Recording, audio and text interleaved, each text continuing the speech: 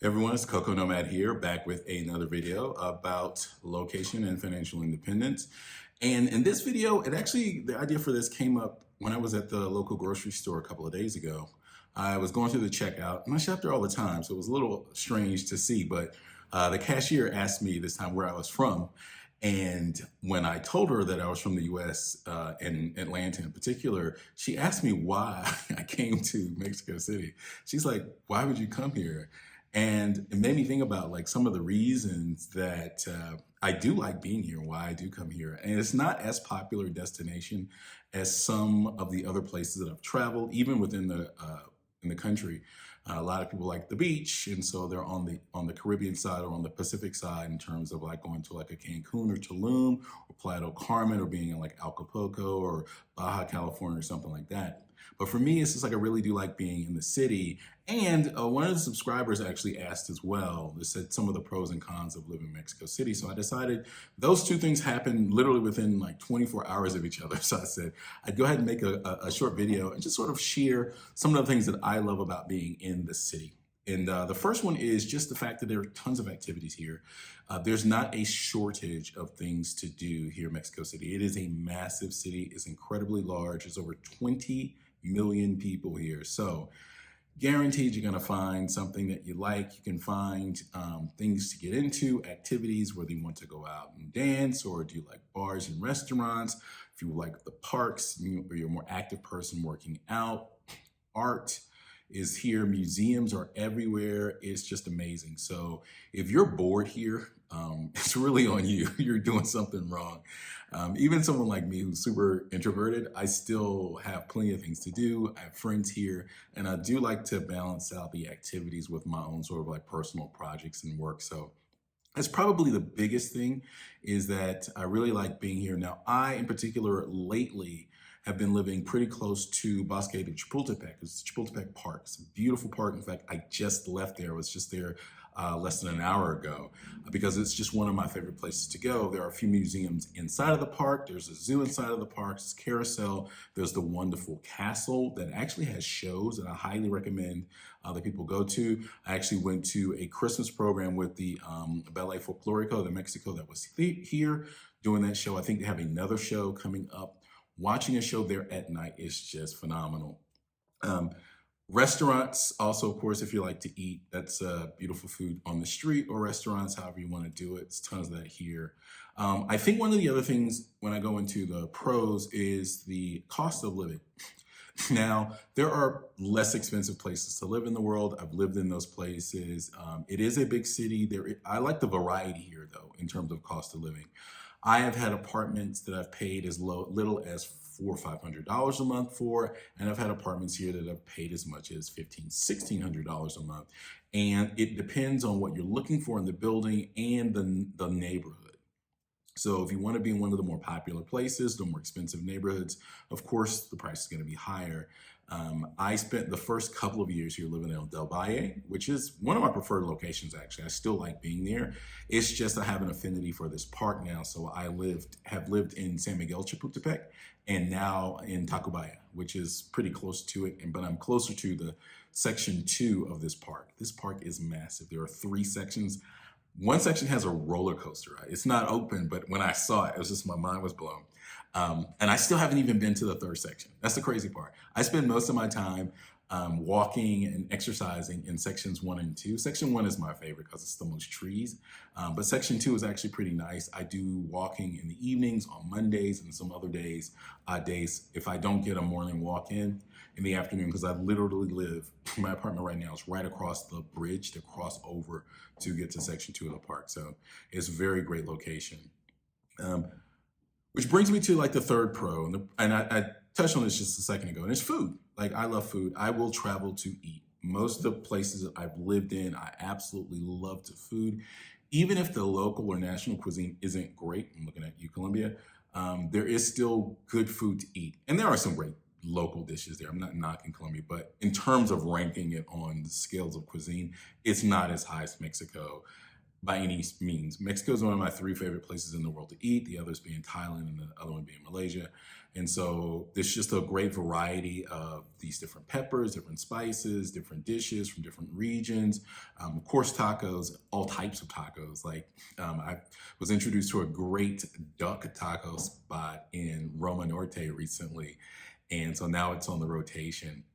But everything is just like, and of course in Mexico City, a torta, like they'll put anything between bread, including tamales, which is like a joke, but they do. Like it's like just putting it in bread is like a Mexico City thing. I think it's just like crazy. Um, and then the fourth one is just the culture, and I touched on that as well. The Ballet Folklorico and the museums.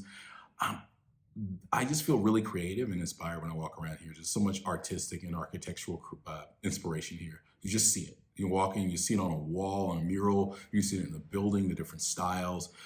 Go to the museums and learn about different artists. Of course, Frida Kahlo being one of the more famous ones, Diego Rivera being famous as well.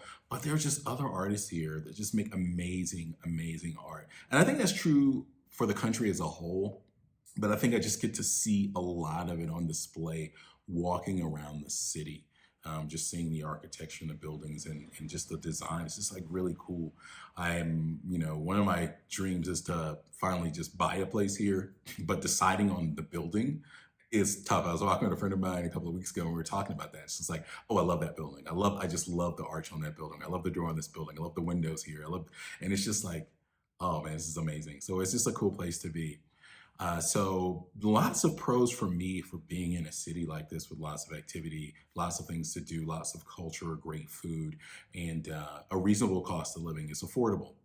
Now, it's not all roses and sunshine. No place is perfect. No place is great.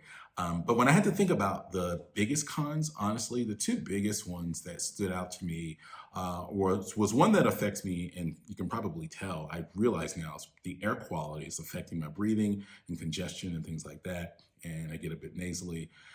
And so it's really hard. I've had friends who actually left because of that. They just could not hack the air quality. I moved from Atlanta where the air quality is not great either. And I started to develop, now that's a mix with like the pine trees and things like that. And it really starts to develop some issues there as well. But if you do have respiratory issues, you have problems breathing, you have allergies, or you're just susceptible to low air quality, that is going to be a problem here. Not to mention the altitude. Now, the altitude you'll get used to. I've lived in higher altitude places like La Paz and Cusco, Peru, and that was a bigger adjustment to get used to the breathing. Here, I think you can, it's higher than Denver, but you can get acclimated to it, I think, after a while once you've been here. So I'm less worried about that. And then the second thing is the traffic.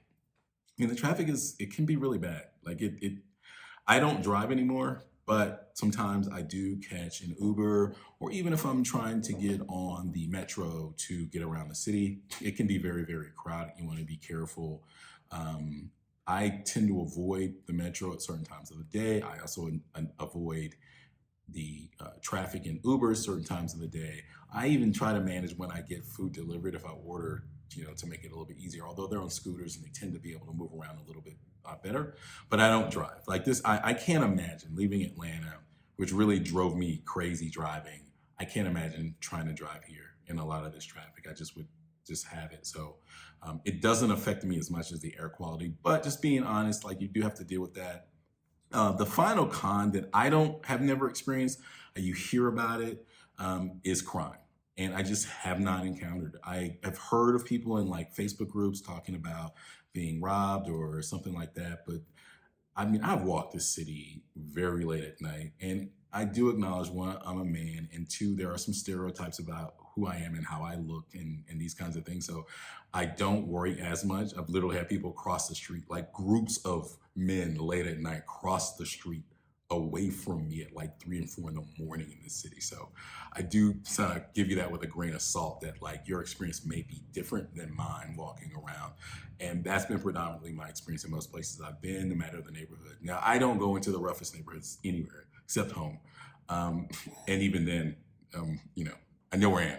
So be cautious. I just think a lot of that is overblown and overhyped. I think a lot of the things that you have to worry about in the city, you have to worry about in any location, any major city. If you're worried about getting pickpocketed, I'm far more worried about getting stuff stolen, pickpocketed in Paris than I would be in Mexico City. And I have had a phone picked out of my pocket in Paris. So just kind of give you an idea. People talk about some of these other more sensational stories, but usually people involved in that kind of stuff are usually involved in some illegal activity as well. So you want to take that stuff with a grain of salt. And there are some exceptions, but uh, for me, the cons of the traffic and the air quality are far greater than anything I've encountered in terms of or even heard of in terms of crime. So just want to give a picture of the city that I love living in, a city that I spend a good deal of time in and have in the last 4 or 5 years, continually coming back. So I highly recommend it. Come visit, enjoy the city. There's a lot to do. I still haven't taken advantage of half of the things that I can do here. So as always, hope you have an amazing day. Thank you for listening. Thank you for watching and supporting the channel. Please click like and subscribe. I'll make more videos about my travels and sharing some of the experiences. I've got some big trips planned this year, and I will be sharing those plans as well on the channel very, very soon. I will talk to you later. Cheers.